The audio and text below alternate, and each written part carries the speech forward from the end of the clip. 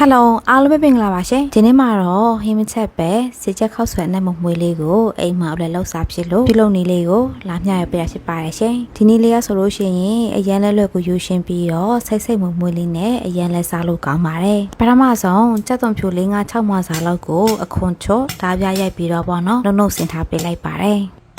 ဒီစီချက်ခောက်ဆွဲလုပ်နေလေရဆိုလို့ရှိရင်အရင်လွယ်ကူတယ်ပေါ့နော်တကယ်လို့အိမ်မှာဟင်းချက်တာပြင်းတယ်လွယ်ကူနဲ့တမျိုးတည်းနဲ့ပေါ့နော်စားလို့ကောင်းတဲ့ဟာတွေလှုပ်စားချင်ရင်ဒီနေ့လေးတိုင်းလှုပ်စားကြပါနော်အရင်ကိုစားလို့ကောင်းပါတယ်ရှင်ဖြိုးဆိုလဲအိမ်မှာဟင်းမချက်ဖြစ်တဲ့နေ့တွေဆိုလို့ရှိရင်အခုလိုမျိုးလေးပဲလွယ်ကူလေးအမြဲလှုပ်စားဖြစ်ပါတယ်ကဲဖြိုးတို့ချက်သွန်ဖြူကိုနှုတ်ဆင်ပြီးဆိုလို့ရှိရင်တော့ရေဆေးတန့်စင်ထားတဲ့ချက်သွန်မိတ်လေးနှဲငယ်ကိုလည်းမထုံပွားနေထားလေးတွေထိထားပေးလိုက်ပါမယ်နော်ဒီနေ့လေးဆိုလို့ရှိရင်ချင်းငန်ဆက်မစားနိုင်တဲ့သူတွေပေါ့နော်ချင်းငန်ဆက်ရတာကိုမကြိုက်တဲ့သူတွေအတွက်တော့အရင်ကိုဆင်ပြေပါတယ်နောက်တစ်ခုကကလေးလေးတွေလှုပ်ကြည့်မယ်ဆိုလဲအရင်ကိုဆင်ပြေတယ်အစားစားလေးတစ်မျိုးပဲဖြစ်ပါတယ်ရှင်ချက်တော်မိတ်ကိုလှီးပြီးတာနဲ့ဖြိုးကဒီကြက်ရင်ပေါင်းနှစ်ခုကိုလည်းအခုလိုမျိုးလေးမထုံပွားနေထားလေးတွေပေါ့နော်အမြောင်လေးတွေလှီးပြီးတော့လေးတော့တုံးနေထားလေးတွေပြန်ပြီးတော့လှီးထားပေးလိုက်ပါတယ်ဒီနေရာမှာအတုံးချီသေးအထူပါကတော့ကိုစိတ်ကြိုက်လှီးဖြတ်ပေးနေပါတယ်နော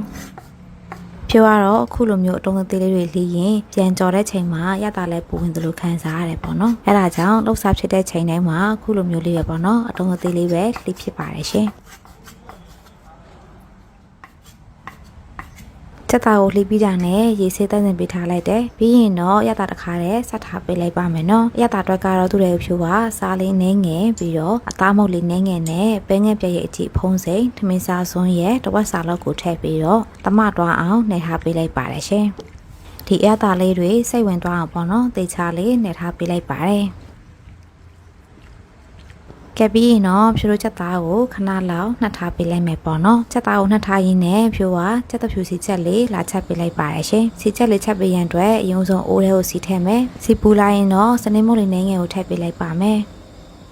ပြီးရင်တော့ခဏကဓာပြရိုက်ပြီးပေါ့နော်နှုတ်ဆင်ထားတဲ့ချက်သွန်ဖြူကိုထည့်ပြီးလို့ရှိရင်တော့ဒီချက်သွန်ဖြူအရောင်လေးတွေပေါ့နော်ရင့်လာပြီးတော့အနက်လေးမွေးလာတဲ့အထိကြော်သွားပေးလိုက်ပါတယ်ရှင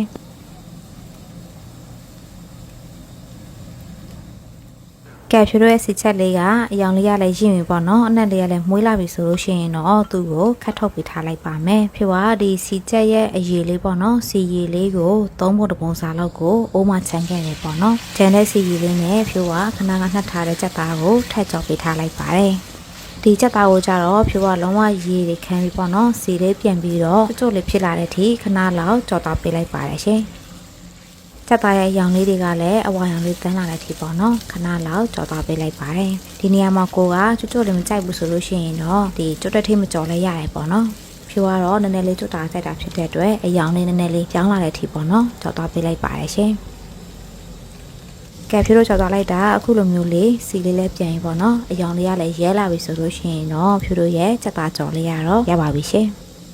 ်ပြီးရင်တော့ခောက်ဆွဲပြုံးပေးရန်အတွက်ရေကိုအရင်စူအောင်ထည့်မယ်ရေနွေးလေးစူလာပြီဆိုလို့ရှိရင်တော့သူ့ထဲကိုစားလေးနှင်းငယ်ထည့်ပေးလိုက်မယ်ပြီးရင်တော့ခောက်ဆွဲကိုထည့်ပြီးလို့ရှိရင်9မိနစ်လောက်ပြုတ်ထားပေးလိုက်ပါမယ်နော်ဒီခောက်ဆွဲအသားလေးတွေကျသွားတဲ့အထိပြုတ်ထားပေးလိုက်ပါတယ်ရှင်